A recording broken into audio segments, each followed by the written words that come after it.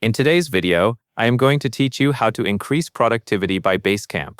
Start by going to your Basecamp home screen. Home is your main hub, and it is the fastest way to jump into what matters most each day. Once you are on home, look for the area that helps you focus on your own work first. Next, click on your schedule. This is where you keep important dates visible for the whole team. When you rely on a shared schedule, deadlines and milestones are not buried in messages, and everyone can stay aligned without extra meetings. After that, click on your assignments. This view is designed to show the work that is assigned to you across all projects in one place. Checking this regularly helps you avoid missed tasks and reduces the time you spend hunting through separate project pages. Now open the project that you need to work on. You may see a project name that looks like a placeholder. The key action here is selecting the correct project space so you can manage work in context. Inside the project, click on To-Dos. This is your task management center.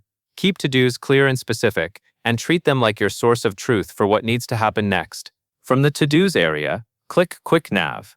Quick Nav is a shortcut that lets you jump to different tools in the project without backing out to home. Use it to move faster and stay focused.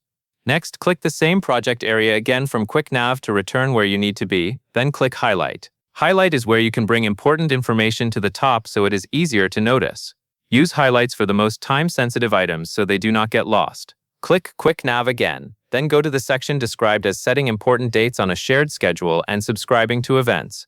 This connects your project timeline to a shared calendar flow, which helps you keep up with changes as they happen. Finally, click Quick Nav one more time. Return to the project view and click Highlight again to keep key updates front and center. That covers everything you need to know, and that is all there is to it.